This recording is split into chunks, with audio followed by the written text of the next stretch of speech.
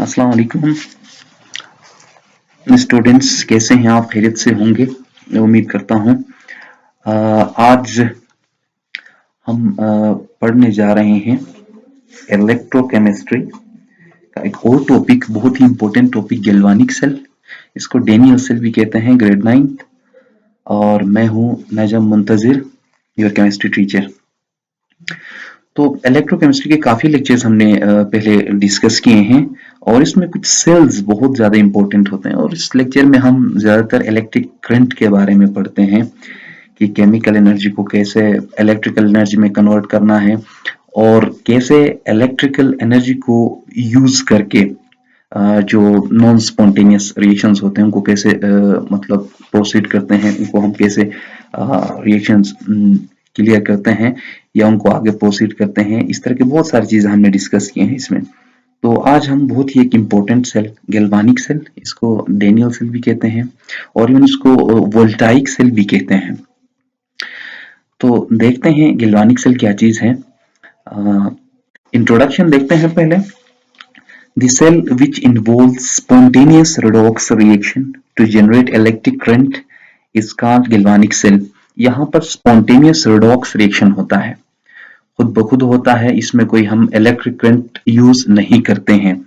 ये chemical energy को electrical energy में कन्वर्ट करता है केमिकल रिएक्शंस के जरिए, और वो भी रिडॉक्स रिएक्शंस के जरिए।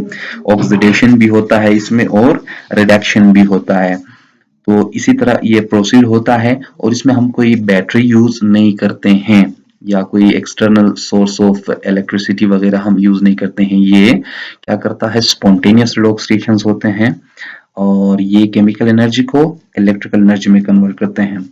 The name voltaic is given to the cell because Alessandro Volta discovered first such cell। ये एक वोल्टा नाम का एक साइंटिस्ट था, उसने पहले डिस्कवर किया था ये सेल, तो उसके नाम से मंसूब हुआ है वोल्टाइक सेल। और जैसे आप बाजार में या आप घर में देखते हैं बहुत सारे बैटरीज ना, तो यूपीएस वगैरह के लिए हम यूज करते हैं, तो वो वोल्टा बैटरीज बड़े मशहूर हैं, ये इसके नाम से मंसूब हुए हैं। The English chemist Frederick Daniel constructed first voltaic cell using zinc and copper electrodes, therefore the cell is named as Daniel cell। अब डेनियल ने क्या किया था, इसी वोल्टाइक सेल की कंस्ट्रक्शन किया था पहली दफा, और उसने लिया था जिंक और कॉपर को इलेक्ट्रोड्स लिया था। जैसे सोल्यूशन में आप जानते हैं कि दो डिफरेंट इलेक्ट्रोड्स, एक हमारे पास पॉजिटिव टर्मिनल ऑफ इलेक्ट्रोड होता है और एक हमारे पास नेगेटिव टर्मिनल ऑफ अपना इलेक्ट्रोड होता है। उसमें हम मेटल्स लेते हैं, एक टर्मिनल पे क्या होता है, ऑक्सीडेशन होता है, और दूसरे टर्मिनल पे रिडक्शन होता है, और ये फ्लो ऑफ इलेक्ट्रॉन्स उस पूरे सर्किट के अंदर शुरू हो जाता है, तो इलेक्ट्रिक करंट फ्लो होता है। तो इसको हमने क्या कहा, इसको डेनियल सेल भी कहते हैं, इसको वोल्टाइक सेल भी कहते हैं और साथ ही साथ गैल्वानिक सेल भी कहते हैं। तो आगे देखते हैं गैल्वानिक सेल क्या चीज, इसकी कंस्ट्रक्शन कैसे हुई है और किस तरह इसके अंदर रिएक्शन होते हैं, देखते हैं। A zinc bar dipped into a 1 molar ZnSO4 zinc sulfate solution।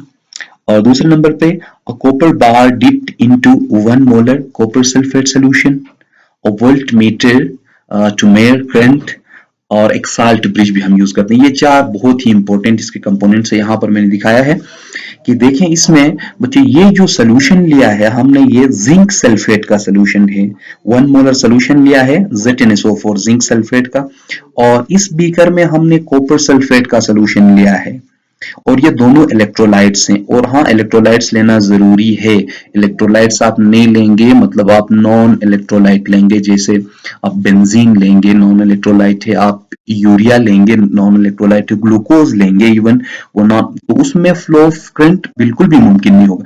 या तो आपको कोई सॉल्ट लेना होगा एक्वस फॉर्म में, या कोई एसिड बेस वगैरह वगैरह जो हमारे पास इलेक्ट्रोलाइट्स होते हैं।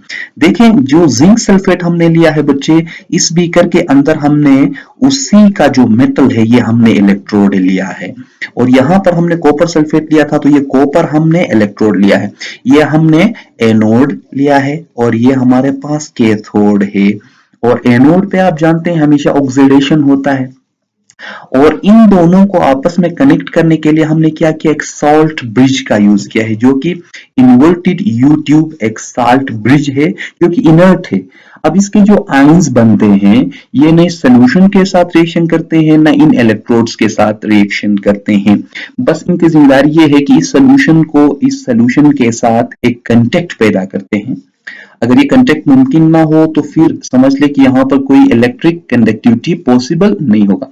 अब देखिए यहाँ पर हमने कोई वोल्ट मीटर लिया हुआ है कि कितना वोल्टेज यहाँ ये सप्लाई होता है और इलेक्ट्रॉन के फ्लो होने से कितना पोटेंशियल यहाँ पर पैदा होता है, ये देखने के लिए हमने एक वोल्ट मीटर यहाँ पर यूज किया है। देखिए जिंक पे क्या होगा, ऑक्सीडेशन होगा, लॉस ऑफ इलेक्ट्रॉन्स, यहां से इलेक्ट्रॉन्स लॉस होंगे और इसी सर्किट से होते हुए यहां से दोबारा वापस आ जाएंगे कहां पे, कॉपर पे। और कॉपर क्या करता है, रिडक्शन करता है, इलेक्ट्रॉन्स गेन करता है। देखिए बच्चे सबसे पहले ये मैंने सब कुछ समझाया। यहाँ पर ये साल्ट ब्रिज का काम क्या है, देखिए salt bridge which is inverted U tube containing an inert electrolyte such as potassium chloride. और ये जो है ये भी इलेक्ट्रोलाइट होना लाजमी है ताकि इसके आयंस क्या होंगे, यहाँ इस सोल्यूशन में और इस सोल्यूशन में यहाँ जाते रहेंगे और यहाँ पर मूवमेंट ऑफ आयंस मुमकिन है इसमें, और यहाँ से आयंस के फ्लो इस सोल्यूशन से इस सोल्यूशन तक ये जारी रहेगा। आगे क्या कहता है, it's ions do not react with electrodes, इनके जो आयंस है ना इलेक्ट्रोड के साथ रिएक्शन करेंगे, और आयंस इन द सॉल्यूशन ना सॉल्यूशन के अंदर जो आयंस बनते हैं उनके साथ भी reaction. It make electrical contact between the solution through which ions can move, ions की मूवमेंट के लिए ये इन दोनों के आपस में एक कांटेक्ट पैदा करता है, बाकी ये सॉल्यूशन के आयंस के साथ भी रिएक्शन नहीं करता और ये जो डिफरेंट हमने इलेक्ट्रोड्स लिए हैं इनके साथ भी रिएक्शन नहीं करता है। यहाँ पर देखें बेटा ऑक्सीडेशन, ये एक हाफ सेल है, पूरा हाफ सेल, इसको हम ऑक्सीडेशन हाफ सेल कहते हैं और इसको हम रिडक्शन हाफ सेल कहते हैं। ऑक्सीडेशन हाफ सेल में हमने जिंक इलेक्ट्रोड लिया हुआ है और रिडक्शन हाफ सेल में हमने कॉपर को इलेक्ट्रोड लिया हुआ है। देखें ना यहाँ पर जिंक क्या करता है, 2 इलेक्ट्रॉन लॉस करके जिंक पॉजिटिव 2 आयन बनता है, और कॉपर क्या करता है, 2 इलेक्ट्रॉन्स गेन करके यहाँ पे पास कॉपर प्योर फॉर्म में बनता है। तो देखिए मजीद इन हाफ सेल्स के बारे में, each compartment of cell is called a half cell, दोनों कंपार्टमेंट को हम हाफ सेल कहते हैं। और Daniel cell consist of 2 half cells joint in series, और डेनियल सेल में ये दोनों जो हाफ सेल्स थे, ऑक्सीडेशन हाफ सेल और रिडक्शन हाफ, वो दोनों जॉइंट हैं सीरीज में। उसके बाद देखिए oxidation take place on anode and reduction take place on cathode, oxidation होता है एनोड पे और रिडक्शन होता है कैथोड पे। और हमने एनोड क्या लिया हुआ है, जिंक, जिंक इलेक्ट्रॉन लॉस करेगा और कॉपर क्या करेगा, इलेक्ट्रॉन गेन करेगा। मजीद देखें zinc half cell act as anode and copper half cell act as cathode.